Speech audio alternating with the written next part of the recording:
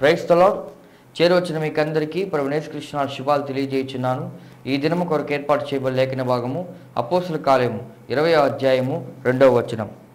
ఆ ప్రదేశముల యందు సంచరించి పెక్కు మాటలతో వారిని హెచ్చరించి గ్రీసునకు వచ్చెను. Praise the Lord. దేవునికి స్తోత్రం. హల్లెలూయా, హల్లెలూయా, హల్లెలూయా, స్తోత్రం. క్రీస్తునందున్న ప్రియ సహోదరి సహోదరులారా, మీ అందరికీ ప్రత్యేకమైన వందనాలు తెలియజేస్తున్నాను. మీరందరూ క్షేమంగా ఉన్నారని నేను భావిస్తున్నాను. క్షేమంగా లేకపోయినా మనం క్రీస్తుకు సన్నిహితంగా ఉండొచ్చు. క్షేమంగా లేకపోయినప్పుడు క్షేమములో ఉంచడం కోసం మనం క్షేమాధారమైన ప్రభు మీద ఆధారపడాలి. నా క్షేమాధారము నీవే ప్రభు అన్నాడు భక్తుడు. కొన్నిసార్లు క్షేమం లేని పరిస్థితులు ఉండొచ్చు, క్షామం కలిగిన పరిస్థితులు ఉండొచ్చు, సంక్షోభం ఉన్న పరిస్థితులు ఉండొచ్చు. వీటన్నిటి మధ్యలో దేవుడు జయాన్ని అనుగ్రహిస్తాడు. ఎటువంటి సంక్షోభాన్నైనా మనం అధిగమించగలం, వాటిలో సఫలతను సాధించగలం. క్షేమము లేని స్థితినైనా మనం సులభంగా జయించగలం. కాబట్టి విశ్వాసంలో ముందుకు సాగండి, నిలకడగా ఉండండి. దేవుని రాజ్యం సమీపంగా ఉంది, అనగా ప్రభు త్వరగా రాబోతున్నాడు. అపోస్తలుల కార్యములు 14వ అధ్యాయం 22వ వచనంలో చెప్పినట్లుగా మనం అనేకమైనటువంటి శ్రమలు అనుభవించి we have to go through many sufferings and afflictions and enter into the kingdom of God. మనము కొత్తగా జన్మించి దేవుని రాజ్యాన్ని చూడగలం. అంటే నీటి మూలంగాను ఆత్మ మూలంగాను జన్మించి మనం దేవుని రాజ్యాన్ని చూడగలము, ప్రవేశించగలం, చూడగలము, చేరుకోగలం, చూడగలము, చిరకాలం ఉండగలం. కాబట్టి అనేకమైన శ్రమలు అనుభవించి సవి చూసి శ్రమలను రుచి చూసి మనము దేవుని రాజ్యంలో ప్రవేశించాలి. దేవుని స్తోత్రం. హల్లెలూయా. ఈ సమయంలో మనం ఆలోచిస్తున్నట్టు మాటలు, నిన్న నిమ్మలపరచబడ్డం, కూల్ కావడం, ఫుల్ కావడం కాదు, కూల్ కావడం. ఈ అల్లరి అణిగిన తర్వాత, ఈ అల్లరి ఆగిపోయిన తర్వాత, ఈ అల్లరి లేకుండా ఉన్న తర్వాత, అమ్మో పోనండి కుండపోత వర్షం కురిసింది, చాలా డిస్టర్బెన్స్గా, లేకపోతే వర్షం డిస్టర్బెన్స్ అని కాదు, కానీ వర్షము ఆగిపోయింది, వాన వెలిసింది, ఒక చల్లదనం, ఒక ప్రశాంతమైన అనుభవం ఏర్పడుతుంది. ఒక మంచి ఫీలింగ్ని మనకు తీసుకొస్తుంది. వర్షం కురుస్తుండగానే ఆ మట్టి వాసన వలన మనకేదో ఫీలింగ్. వర్షాన్ని ప్రేమిస్తుంటాను నేను. చాలామంది వర్షాన్ని ప్రేమిస్తారు. వర్షాన్ని దేవుడు కలుగు చేసింది, దాన్ని ప్రేమించడం తప్పే ఉంది. దేవుడు కలుగు చేసిన వాటిని మనం ప్రేమిస్తున్నాం. మనం ఆస్వాదించడానికి, మనం వాటి గురించి, వాటిని జ్ఞాపకం చేసుకుని వాటి విషయం ఆలోచించి ఆయన్ని ఆరాధించడానికి మనం వీటి మధ్యలో ఉన్నాం. వర్షం కురవగలిగినటువంటి ఆకాశం కింద మనం ఉన్నాం. సముద్రాలు, నదులు ఉన్నటువంటి భూమి మీద మనం ఉన్నాం. వేరే కొత్త దాంట్లో లేము. మనం out side of the earth లాగా లేము, ఇక్కడే ఉన్నాం. మనం వీటన్నిటి మధ్యలో ఉన్నాం. వీటన్నిటిని మనం ఏదేను తోటలో ఆదాము ఎలా ఉన్నాడో, ఈ విశ్వ తోటలో, ఈ ప్రపంచ తోటలో మనం ఉన్నాం. ఆ రోజు ఏదేను తోటలో 4 నదులు ఉన్నాయి. ఇప్పుడు సుమారు 100ల నదులు, భారతదేశంలోనే 200లకు పైగా నదులు ఏదో ఉన్నాయని అంటున్నారు. అలా తీసుకుంటే 250 దేశాల్లో ఒక్కో దేశంలో ఒక 100 నదులు వేసుకున్నా కానీ, అన్ని దేశాల్లో నదులు ఉన్నాయని నేను అనలేదు, ఒక 10 నదులు వేసుకున్నా కానీ ఇంచుమించు 2000కు పైగా, 2000, 3000 నదులు ఉన్నాయి. ఆదాములు అనేక మంది ఉన్నారు. అదేంటంటే ఆదాములు చచ్చిపోయారు కదా. ఆదాములు అంటున్నప్పుడు ఆదాము యొక్క సంతతి జూనియర్ యాడమ్స్, ఆదాము యొక్క సంతతిగా ఉంటూ కడపటి ఆదాము యొక్క కుమారులుగా మారిన మనం, మారబోయేటువంటి అనేకులు. We were connected with either first Adam or last Adam. ఆయనతోనే ఈయనతోనే మనకు ఒక కనెక్షన్ ఉంది. మన కనెక్షన్ ఆదాముతో లేదు, ఆదాము ఎప్పుడో చచ్చిపోయాడు, అయిపోయింది స్టోరీ. కానీ మన connection, our attachment is with the last Adam. బ్రతికిన ఆదాముతో కాదు మన బంధం, బ్రతికిస్తున్నటువంటి కడపటి ఆదాముతోనే మన సంబంధం. దేవుని స్తోత్రం, హల్లెలూయా. నిన్నటి ఎపిసోడ్లో మనం ఆలోచించి నిమ్మలం కావాలి. డెమెట్రియస్ అనేటువంటి ఏమంటారు, సిల్వర్ స్మిత్ లేదా గోల్డ్ స్మిత్ లేదా బ్లాక్ స్మిత్ ఏదైనా కావచ్చు. ఆ కంసాలివాడు అంటే ఒక కులాన్ని ఎత్తి మాట్లాడుతున్నానే కాదు, ఇక్కడ తెగ లేదా కులం అన్నట్టుగా కంసాలి అతని ప్రొఫెషన్ గురించి మాట్లాడింది. వృత్తులను ఆధారంగా చేసుకొని 4 వర్ణాలు బైబిల్లో లేవు. కాబట్టి అతను చేస్తున్నటువంటి ఆ పనిలో, ఆ క్రాఫ్ట్స్లో, ఐడల్స్ మ్యానుఫ్యాక్చరింగ్లో, తాను స్టార్ట్ చేసినటువంటి ఆ బిజినెస్లో బాగా లాభాలు పొందుతున్నాడు. సువార్త వచ్చింది, యేసును గురించిన వార్త వచ్చింది. అసలు దేవుడు అంటే చేతులతో చేయబడినవాడు కాదు, చేతులతో చేయబడనివాడు. అంటే మనం ఇన్నాళ్ళు అమ్మినటువంటి వేలాది లక్షలాది ఈ బొమ్మలు ఇవన్నీ, ఈ ఐడల్స్ ఇవన్నీ ఒటిదే, నాటకం, బూటకం అని బోధించకపోయినప్పటికీ కూడా ఆ బోధన బట్టి మనం అలా అర్థం చేసుకోవాల్సి వస్తుంది. అసలు దేవుడు ఏంటండి మనుషుల చేత చేయబడ్డాం? That's a false idea. దేవుణ్ణి మనిషి చేయలేడు, మనిషిని దేవుడు చేశాడు. మనిషిని దేవుడు చేశాడు కాబట్టి దేవుని శక్తియుక్తులు ఉన్నాయి. ఒకవేళ దేవుణ్ణే మానవుడు తయారు చేయగలిగాడు అనుకోండి, అప్పుడు దేవునికి ప్రార్థన చేయాల్సిన అవసరం. నా చేతులతో నిర్మించబడిన నా దేవునికి నేను ఎందుకు ప్రార్థన చేయాలి? నన్ను సృజించిన వారికి నేను ప్రార్థన చేయాలి. కానీ నా చేతుల చేత నిర్మించబడిన వాడు నా అంత శక్తి కూడా కలిగిన వాడు కాదు, నాతో సమానుడు కాదు, నాకన్నా తక్కువడే. దేవుని స్తోత్రం. నేను సృష్టికర్తన, అతను సృష్టించబడిన వాడు అవుతాడు. దేవుడు సృష్టించబడిన వాడు కాదు, సృష్టించేవాడు మాత్రమే. సరే, దేవుని స్తోత్రం. రెండోది, పట్టణములో గలిబిలి ఏర్పడిందని, సభలో గలిబిలి ఏర్పడింది. వాళ్ళ మీటింగ్, వాళ్ళ గ్యాదరింగ్, వాళ్ళ అసెంబ్లీలో కూడా, అంటే అసెంబ్లీ అంటే మన పార్లమెంట్ అసెంబ్లీ అనేటువంటి ఉద్దేశాన్ని ఉద్దేశించి నేను మాట్లాడలేదు. తర్వాత 4వదిగా అందరి అల్లరి. 2 గంటల సేపు కేకలేసారే, ఏమొచ్చింది మీకు ఏమైంది? అసలు మొరపెట్టినటువంటి ఆగరు నీకేమొచ్చింది? ఈ అల్లరి వేస్తున్నాడు వాళ్ళని అడగాలి, ఎందుకు ఈ అల్లరి? ఈ అల్లరిని బట్టి పౌలు గారు మనసులో ప్రార్థన చేసుకో, ప్రభువా అన్యజనులు ఎలా అల్లరి చేస్తున్నారు, ఎఫెసీ పట్టణములోని అన్యజనులు ఎలా అల్లరి చేస్తున్నారు, ఎఫెసీ పట్టణంలోని ఆత్మీయులు అనబడిన వాళ్ళు ఎలా అల్లరి చేస్తున్నారు, ఎఫెసీ పట్టణంలోని అందరూ ఎందుకు అల్లరి చేస్తున్నారు? The mystery of the uproar, అది అర్థం కావడం లేదు. సరే, దేవుని స్తోత్రం. వీటి గురించి మనం నిన్న మాట్లాడుకున్నాం.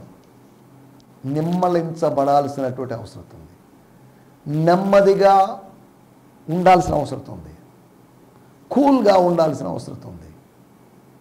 నిస్సహాయ స్థితిలో ఉండాల్సిన అవసరతాని కాదు, నిరాశలో ఉండాల్సిన, నిస్పృహలో ఉండాల్సిన అవసరతాని కాదు, నిమ్మళమైనటువంటి అనుభవంలో.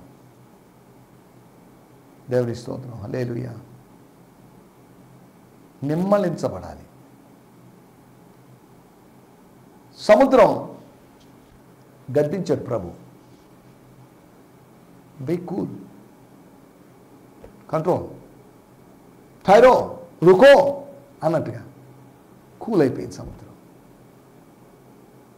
ఈయన సముద్రంతో మాట్లాడడం ఏంటి, సముద్రంతో సంభాషించడం ఏంటి, సముద్రానికి ఆజ్ఞాపించడం ఏంటి?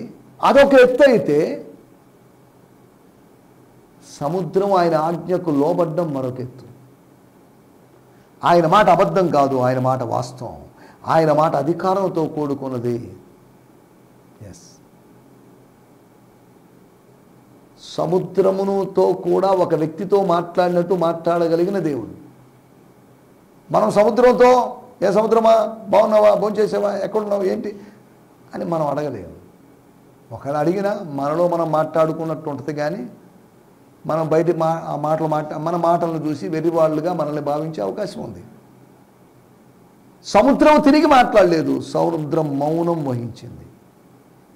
ఆయన ఆజ్ఞాపించినప్పుడు, ఆయన మాట్లాడిన తర్వాత మరింత ఎక్కువగా అలలు ఎగిసిపడ్డాయి, తుఫాను ఎక్కువైపోయిందని రాయదు, కాదు అక్కడ అని అయిపోయింది. The great calm accord. దేవుని స్తోత్రం, హల్లెలూయా. వీటి గురించి మనం నిన్న ఆలోచించాం, మనం వీటిలోంచి వచ్చేద్దాం. ఈ సమయంలో ఈ దినము కొరకే ఏర్పాటు చేయబడిన లేఖన భాగం చదువుకుందాం. అపోస్తుల కార్యములు 20వ అధ్యాయము 2వ వచనం. ఆ ప్రదేశమందు సంచరించి ఎక్కువ మాటలతో వారిని హెచ్చరించి వీసునకు వచ్చెను. దేవుని స్తోత్రం. At every place he passed through, he brought words of great comfort and encouragement to the believers. Then he went on to Greece. దేవుని స్తోత్రం. గ్రీసు దేశానికి, అన్యుల ప్రాంతానికి, అట్ ఎవ్రీ ప్లేస్ ఈ పాస్డ్ త్రూ, ఆయన ఏ స్థలానికి వెళ్ళినా కానీ, ఏ స్థలంలో సంచరించినా కానీ, he brought words of great. ఎక్కడి నుంచి వచ్చాయి, ఎక్కడి నుంచి దొరికాయి? ఆ ఆదరణతో కూడుకున్న మాటలు, ప్రోత్సాహంతో కూడుకున్న మాటలు ఎక్కడి నుంచి దొరికాయి? స్పిరిచువల్ మోటివేషన్ ఇవ్వడానికి కావలసినటువంటి ఆ సోర్సెస్ ఎక్కడి నుంచి పొందుకున్నాడు?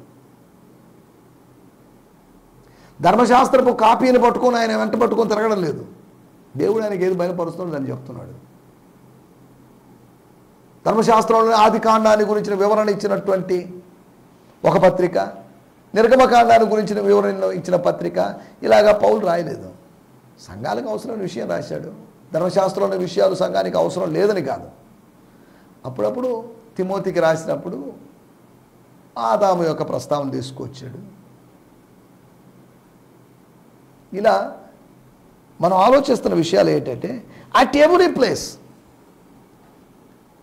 Favourable place or unfavourable place, he passed through, తాను దాటిపోతున్నటువంటి, ఏ విధంగా ఎఫెసును దాటాడో ప్రతి స్థలాన్ని ఆయన దాటుతున్నప్పుడు he brought words, he got words.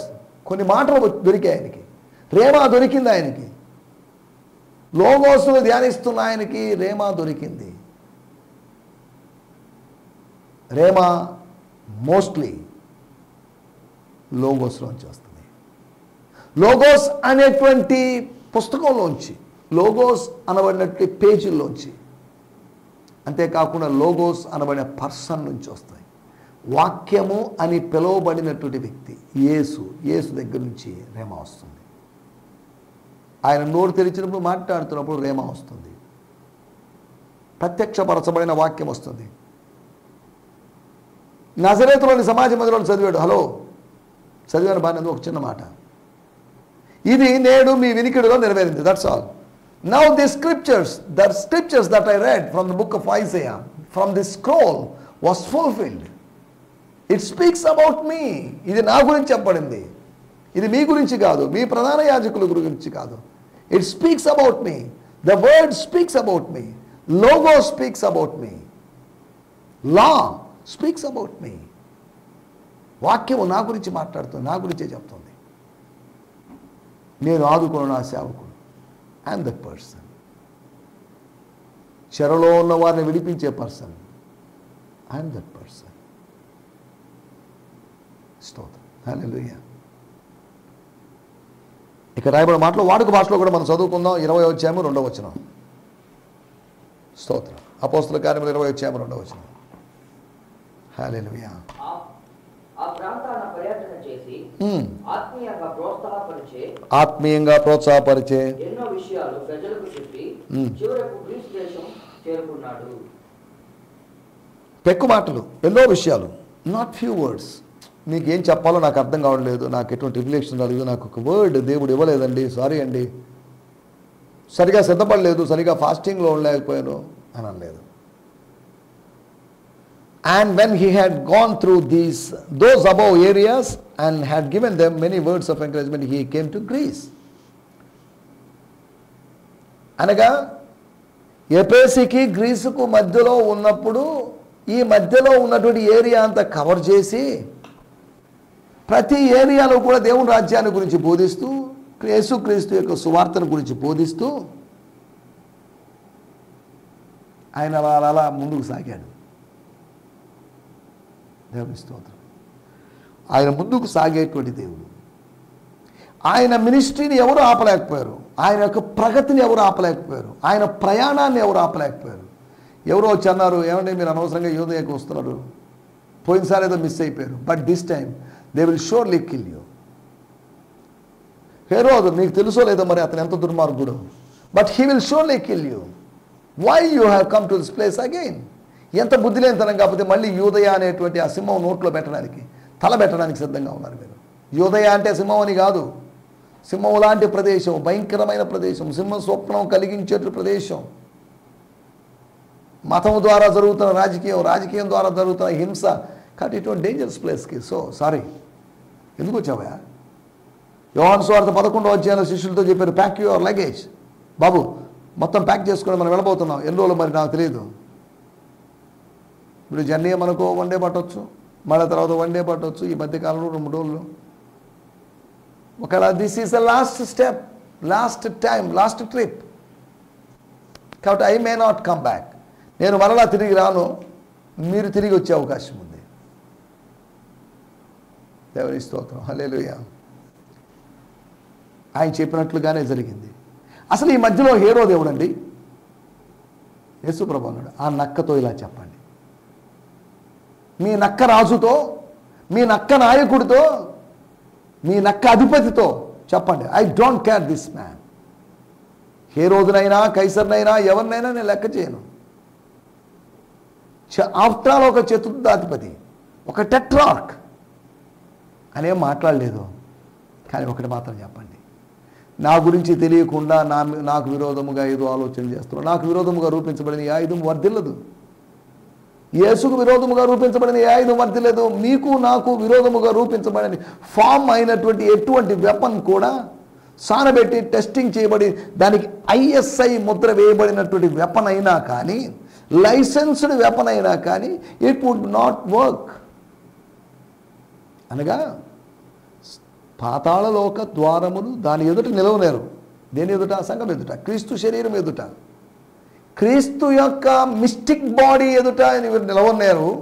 అదే సమయంలో క్రీస్తు యొక్క అక్షరార్థమైనటువంటి శరీరము, లిటరల్ బాడీ, అనగా 3.5 సంవత్సరాలు నరావతారంలో ఉన్నప్పుడు, లేదా 33.5 సంవత్సరాలు నరావతారంలో ఉన్నప్పుడు, 3.5 సంవత్సరాలు సేవలో ఉన్నప్పుడు ఉన్నటువంటి ఆయన లిటరల్ బాడీ, లిటరల్గా ఉన్న ఆయన ఎదుట నిలబడలేకపోయారు. నేనే నజరేయుడైన యేసు, వీళ్ళని వదిలేసేయండి. అప్పుడు వాళ్ళు బోర్ల పడ్డారు. దేవుని స్తోత్రం, హల్లెలూయా. మనం ఆలోచిస్తున్నట్టు విషయం, స్తోత్రం.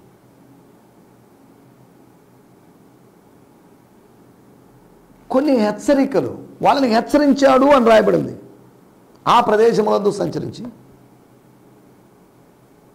దేవుని సమయం అయినప్పుడు దేవుడు తెరిచినటువంటి ద్వారం గుండా మనం ప్రవేశించాలి. ఆ ప్రదేశములందు సంచరించి పెక్కుమాటలతో వారిని హెచ్చరించి అన్యుల దేశమైనటువంటి గ్రీసు దేశానికి వచ్చాడు. దేవుని స్తోత్రం. నువ్వు సంచరించు ప్రతి స్థలాన్ని, నువ్వు అడుగుపెట్టు ప్రతి స్థలాన్ని నేను ఇస్తానని దేవుడు అబ్రహాముకు వాగ్దానం చేశాడు. పౌలు కట్టి వాగ్దానం లేదు. ఒకవేళ పౌలు నేను అబ్రహాము కుమారుడని భావించి, అబ్రహాము సంతానమని భావిస్తే క్లెయిమ్ చేసినా పర్లేదు. కానీ సేవలో మాత్రం ఆయన అనేకమైన ప్రదేశాలు స్వతంత్రించుకున్నాడు అనడంలో ఎటువంటి సందేహం లేదు. ఆత్మీయంగా సంపాదించుకుందాం, భౌతికంగా కాదు. స్తోత్రం.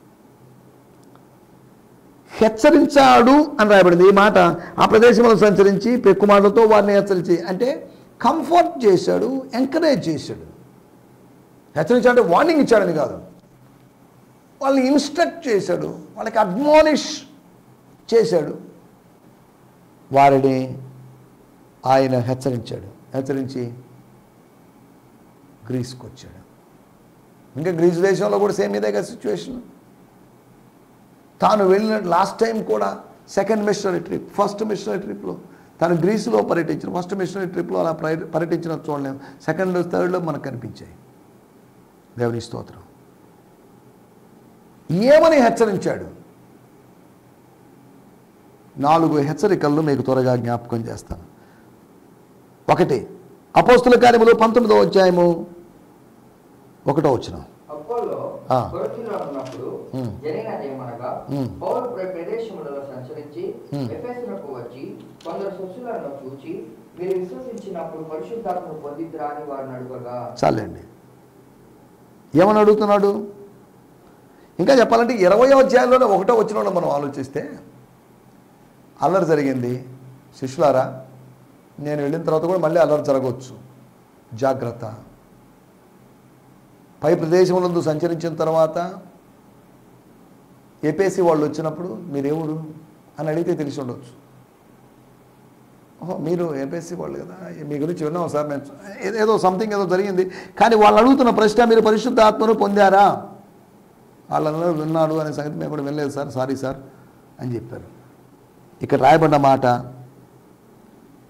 అల్లర్లకు దూరంగా ఉండండి,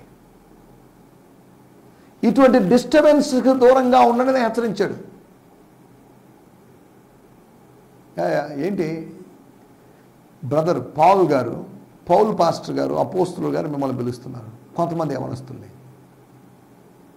పిలిచాడు. వచ్చారు, బాబు జాగ్రత్త నాన్న, నేను మళ్ళీ తిరిగి వస్తానో లేదో గ్యారంటీ లేదు, అల్లర్లు ఎక్కువ జరుగుతున్నాయి.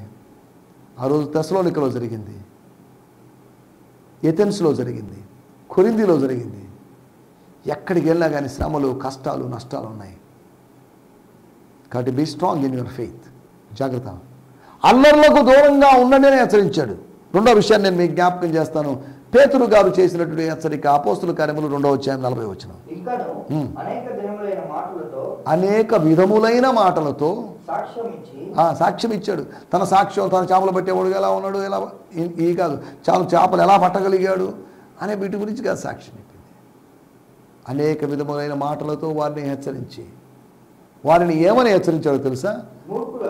మూర్ఖులైనటువంటి ఈ తరం వారికి, ప్రస్తుత తరం వారికి, మొదటి శతాబ్దపు వారికి అనగా రక్షణ పొందారు. వాళ్ళు ఆ రోజు సువార్తను విని రక్షణ పొందారు. కానీ రక్షణ పొందండి అంటున్నాడు అంటే రక్షణలో కొనసాగండి అని అర్థం. రక్షింపబడ్డారు, బాగానే ఉంది, దేవునికి స్తోత్రం. రక్షణలో కొనసాగండి అనగా దాని అర్థం మీ సొంత రక్షణను కొనసాగించండి. Cultivate your own salvation. దేవుని స్తోత్రం, హల్లెలూయా. 2వది, రక్షణలో ఎదుగు నిమిత్తం లేదా రక్షణలో కొనసాగు నిమిత్తం వాళ్ళని వార్నింగ్ చేసినటువంటి పేతురు గురించి చూసాం. 3వ విషయము, మత్తయి సువార్త 3వ అధ్యాయము 7, 8, 9, 10, 11, 12 ఇన్ని వచనాలు, 6 వచనాలునే మనం చదువుకునే సమయం లేదు కాబట్టి ఒక్క మాట మాత్రం చదువుకుందాం. 8వ వచనం మాత్రం, మత్తయి సువార్త 3వ అధ్యాయం 8వ వచనం. అక్కడ రాయబడింది, మారు మనస్సుకు తగిన ఫలమును ఫలించండి. అది మారు మనస్సు పొందారు అనడాన్ని గుర్తు చేసేటువంటి, తెలియజేసేటువంటి ఫలాల్ని, ఫ్రూట్స్ని, ఆత్మ సంబంధమైన ఫలాల్ని మీరు కనపరచండి. ఫలించడం కోసం మీరు ఒక మొక్క లాంటి వాళ్ళు, మీరు ఒక చెట్టు లాంటి వాళ్ళు, ఎదిగారు, చెట్టులాగా ఎదిగారు. మిమ్మల్ని దేవుడు నరకబోతున్నాడు. మిమ్మల్ని నరికి పొయ్యిలో పారేస్తాడో లేకపోతే దేనికైనా వాడుకుంటాడో తెలియదు. కానీ ఒకటి మాత్రం గుర్తుపెట్టుకోండి, మీరు నరకబడ్డానికి కారణం ఫలించకపోవడమే. ఫలించినా సరే, లేని ఎలా దాన్ని కొట్టివేస్తానన్నాడు. లూకా సువార్త 13వ అధ్యాయంలో హెచ్చరిక ఫలించడం కోసం. 1 అల్లర్లకు దూరంగా ఉండమని హెచ్చరిక, 2వది ఆత్మీయంగా ఎదగమని, రక్షణలో కొనసాగమని, 3వది ఆత్మ సంబంధంగా ఫలించమని. Be fruitful. వరాలు ఫలాలు లేనివారుగా కాదు, ఫలాలు కలిగిన చెట్టుగా, ఎండిన మోడులాగా కాదు, ఫలించే చెట్టుగా, పచ్చని చెట్టులాగా ఉండండి అని ఫలించడం కోసం యోహాను యొక్క డిజైర్. నేను ఎవరికి బాప్తీసం ఇచ్చినా వాడు ఫలించాలి, ఫలించే వాళ్ళు కావాలి. బాప్తీసం తర్వాత ఫలించాలి, వాటర్ బాప్టిజం తర్వాత ఫలించాలి. అలా ఫలిస్తూ ఉన్నప్పుడు ఆత్మ బాప్తిజపు అనుభవంలోకి మనం వచ్చేస్తాం. అప్పుడు మనం బహుగా ఫలిస్తాం. దేవుని స్తోత్రం, హల్లెలూయా. 4వ విషయం నేను మీకు జ్ఞాపకం చేస్తాను. మనందరికీ తెలిసిన మాటే, నేను ఇంతకుముందు కూడా ప్రస్తావించాను ఆరంభంలో కూడా. 14వ అధ్యాయం 22వ వచనం. దృఢపరిచి అనగా ధైర్యపరిచి, బలపరిచి, ఎంకరేజ్ చేసి, yes, be steadfast in faith.